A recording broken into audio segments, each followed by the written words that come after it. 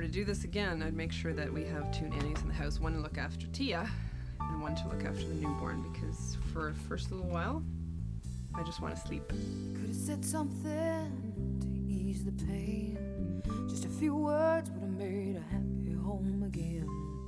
We were dangling, about to fall. Every wall could tell a story. Every hallway calls your name.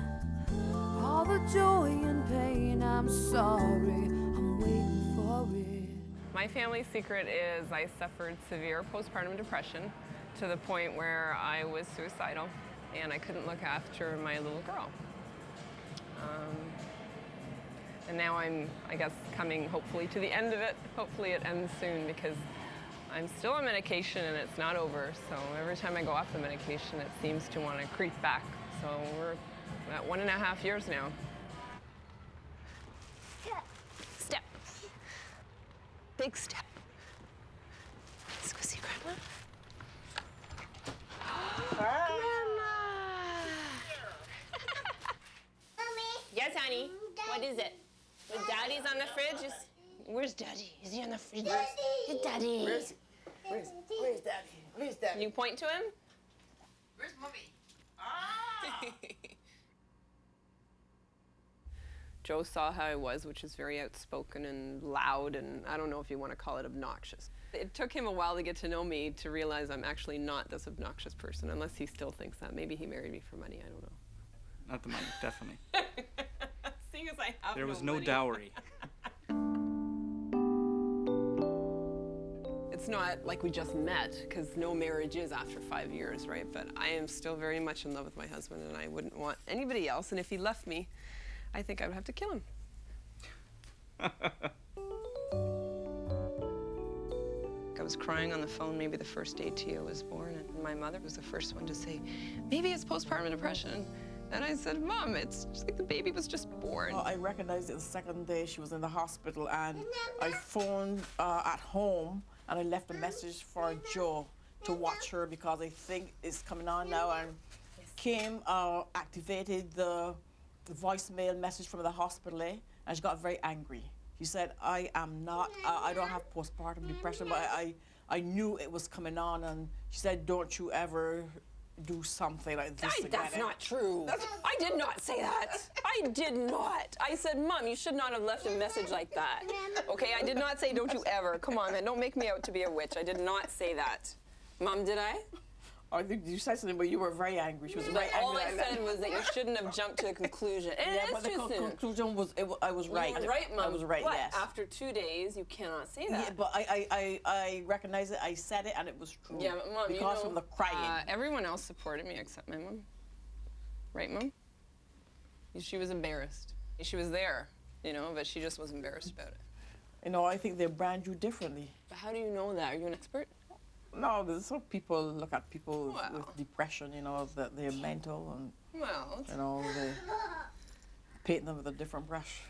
You can't eat that apple, you know. It's just a fake, a fraud, a phony.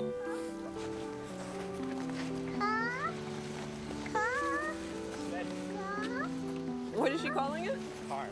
A car. I was expecting the best. I was expecting to be able to breastfeed. I was expecting to be able to carry the baby and walk everywhere, and everyone was going to say, oh, look at that woman. She looks great after just having a baby.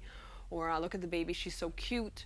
Like, that's what I was expecting. I was expecting everything to be hunky-dory, and then all of a sudden I had her, and it wasn't. All right?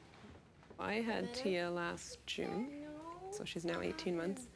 And after I had her, the depression started right away in the hospital. I started crying, and I didn't know why. And then I phoned Joe, and I said, you have to come to the hospital. And he said, why? I said, because I'm crying, and I can't stop. And he didn't know what was going on. Nobody knew. And then I just thought, okay, this is just hormonal, and it will pass. A little bit of lip balm. Oh, yummy. And then in the hospital, I couldn't breastfeed at all. I don't know what it was. The nurses tried their best to help me. And at one point, Tia did get a good latch on my breast, and then the nurse pulled it off and said, oh, well, let's try again. And then after that, it just didn't work. So, and then I came home from the hospital. I was crying at home, and I go back to the hospital and to see lactation consultant, and they tried to get me to latch. They came to visit me every single day at home, tried to get me to latch, didn't work.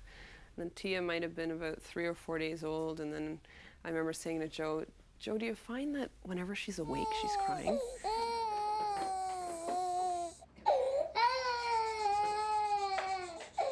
And I just thought, oh my God, she's gonna cry until she's 20. They cry, you feed them, and they sleep. There's just like no reward at the end of it, you know?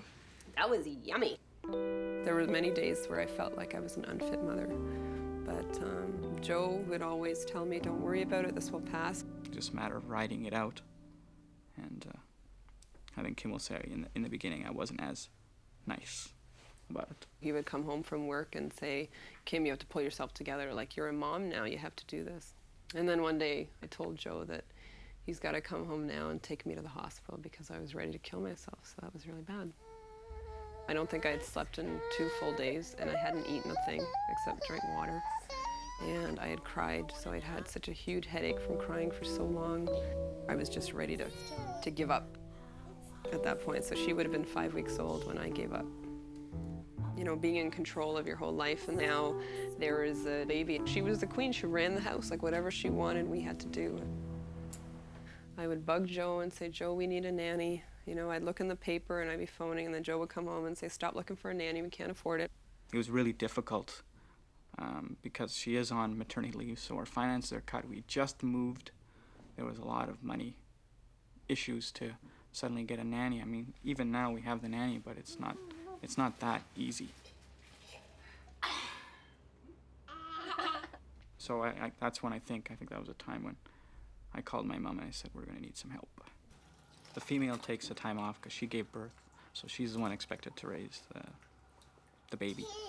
And so it's coming around now, I think, more that, you know, the father takes more of a role. But it's always been, father goes right back to work, and the wife has to take care of it all. Yeah, you gonna put it on the tree? I told his mom that it's time, I gotta go to the hospital, and she said no problem, that she'll look after the baby. And I remember giving her instructions on, the baby's gonna cry a lot, and please try to ignore her when she cries. And then Joe drove me to the hospital in Newmarket, and then we tried to get checked in, and I was still crying all the time. And then they tell me that to come back in the morning and see the psychiatrist. I just woke up one morning and I wasn't crying, and I felt good. I felt like I was ready to take on a crying baby again, and I just felt a lot better. I had already been to a meeting at St. Joseph's Hospital in Toronto. They are amazing down there. They completely saved my life.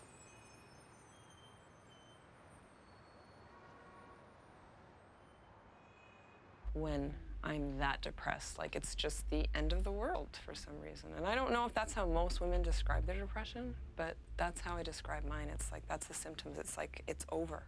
And that's what I want you to pay attention, Kim. These are your symptoms.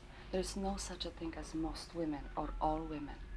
Everybody's depression is different. And if someone would just tell me, okay, Kim, 2 years after the birth of your child, you're going to completely get over this, which is never going to happen. But if someone just tell me that, at least I have something to look forward to, and I know that it's going to be over. But I don't know, just fear of the unknown. And will I be able to do this again? Will I be able to have another child without going through this again? But let's focus on this. Would you like to have another child? I would, because I don't want my daughter growing up alone. I'm a little worried about, you know, an only child. But I'm just not sure if I want another child coming out of me. You're restless. What do you think about adoption, Mom? Ugh, No. adoption is not that easy. Well, what if it were easy? Would you? No, I think, well, a lot of people, they live with one child and they get by. And That's true. Mom, you want to have one for me? you can get cloned, you can maybe clone it. Yeah, let's talk to Tilo. Yeah, we went to an adoption meeting, I think in March of this year, and just listened to what they had to say. And they said that, I don't know, it's like 18 months before you can actually get a child into your home. And there's a huge process where they come and they interview you. And Joe doesn't think that we'd even pass because he says that you have to be financially secure. And well, we're not bad, but you know, we're in a lot of debt. Say the child turned out to be ADD or something like that, special needs. It wouldn't bother me, but it would bother him. Like, he would probably be saying it's all your fault and blah, blah, blah, so I don't want to hear that. I don't know about that, but I know that, and ADD is the least of the bad things. I mean, I'm not even going to say whether I believe it or not, but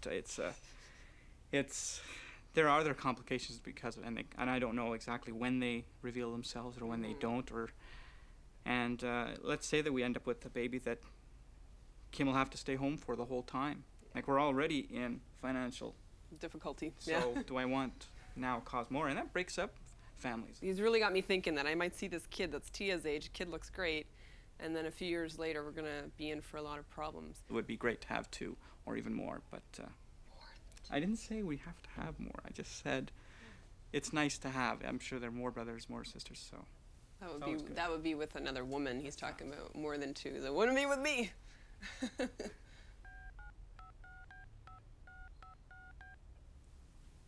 Hi, Paula, it's Kim. How are you? I'm good, how about you? How is the weather in Keswick? My friend Paula's doing good with the baby. I think when I see their baby, I don't know, I think it's just gonna reassure me that I actually don't want a second child, because I don't like that newborn stage at all. I think after 4 or 5 years, people forget about their experiences that they had with the first one. Because if they didn't forget, I don't think most people would have a second kid.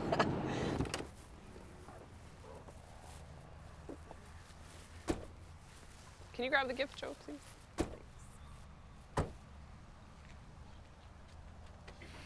So, you can move the cushions. You Okay.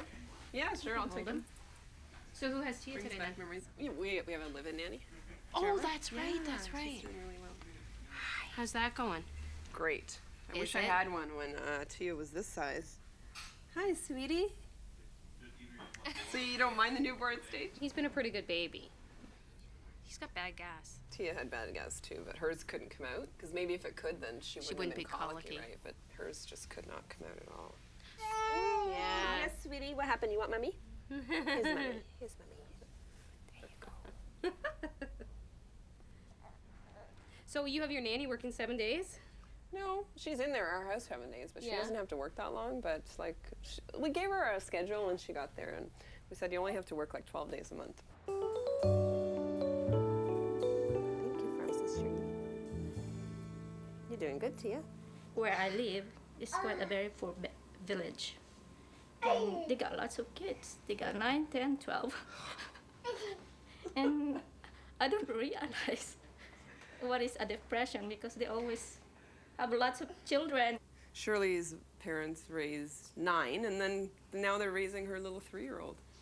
I always tell her to have another baby, and I'm gonna look after it if she's working. And she says she doesn't want to have another baby anymore because of the depression she has last year. Because she doesn't think that a child should grow up alone, right? Yeah. Right. But I don't see anything wrong with it. And did I mention a hot tub? You did mention the hot tub. When did I mention the hot tub? Every day. That used one that we looked at was $2,500. Regularly $3,500. If we were to get that for like $2,000, could we get it? Not this year. Well, have you looked at how much we owe lately? Yes. How much? I know how much we owe. We owe $30,000 in loans, and that's not including your car. 70,000. And Joe, when we met, you had like $30,000 in RSPs, and I had like maybe 2,000. Right. If that. If that, we put that all towards the house, and now we have what? Nothing in RSPs.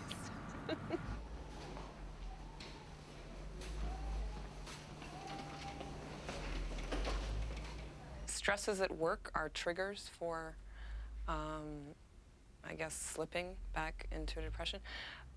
Minor stresses, you know, everyone gets, like, I can get over it. But if it's a major stress at work, like, it's really tough to deal with. Stress at work.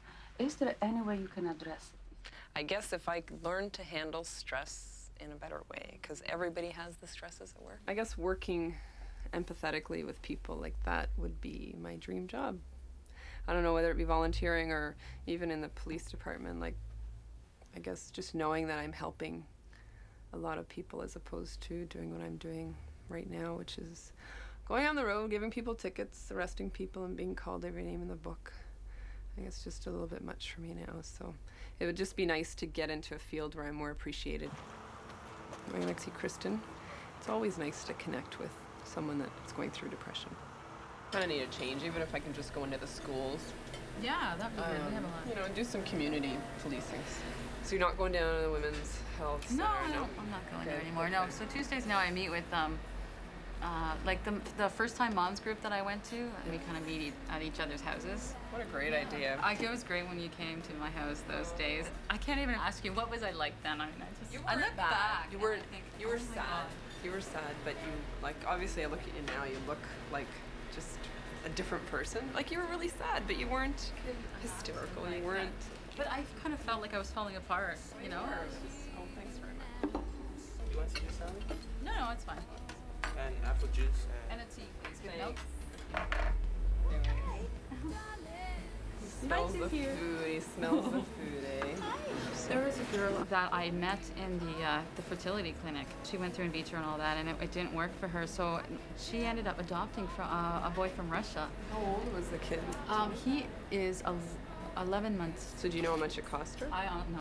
I didn't get into that. Yeah, if you could grab me her phone number or the name of the agency did she go through an agency? She must have. If I were to do this again, I'd make sure that we have 2 nannies in the house, one to look after Tia, who's now 1.5, and one to look after the newborn, because for the first little while, I just want to sleep. I don't want anything to do with looking after breastfeeding or nothing like that. That was just hell. I just want to sleep and not cook, not clean, not do anything. Sounds lazy, but if I had had that opportunity, maybe I wouldn't have gone as deep into a depression as I did. Let's try this again. We'll do this now that I've gone back to work, I'm thinking, okay, maybe I should get her baptized. And then I guess the first few months when she was born, that wasn't the first thing on my mind. Went through a tough time there, so it was just, I was thinking about other stuff. Hi, Mom. Hi. Hi, Tilo. Hello. Hey, Tia. Is that Uncle Tilo? Are you met Frederica? Parents right here next to the candle.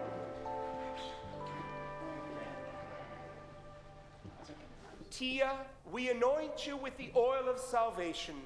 In the name of Christ our Savior, may he strengthen you with his power, who lives and reigns forever and ever. Amen.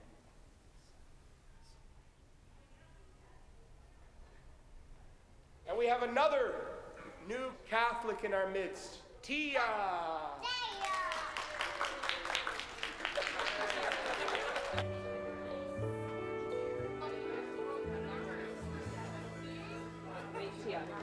The issue of adoption for Joe and I is still on the table.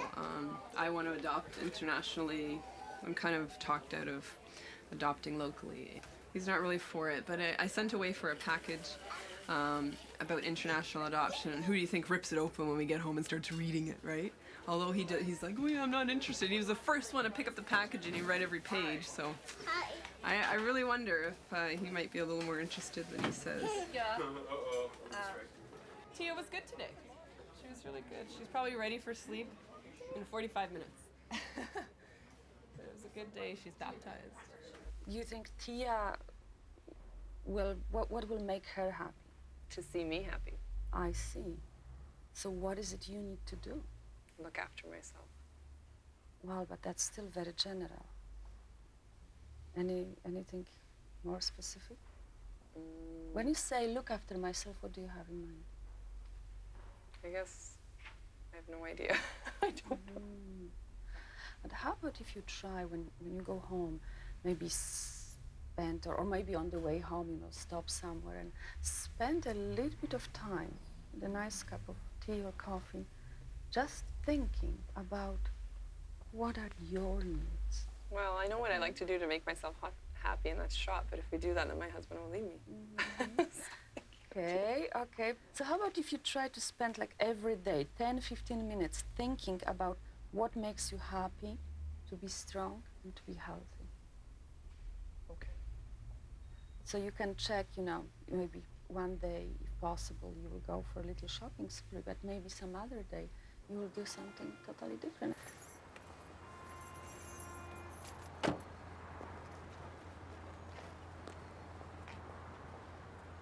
I love it. I absolutely love it. I got my girlfriend here involved too. It's her second lesson, right? Yes. Cindy. I just had to work through my lunch today, or I'll have to. Yeah, I'm inside at work now doing some paperwork, so it makes me feel a bit better. Less stress, so it's kind of good for a while. Just a bit of a change.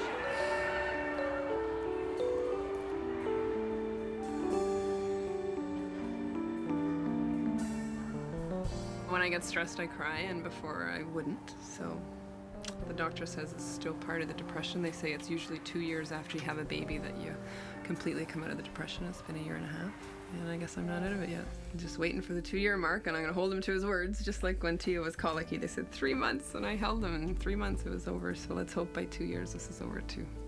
Because it'll be nice to get back to my old self. Just feel like the same person I did before I had a baby.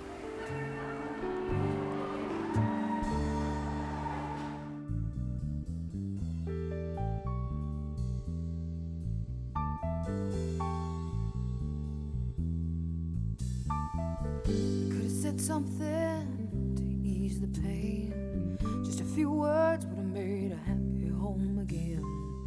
We were dangling, about to fall.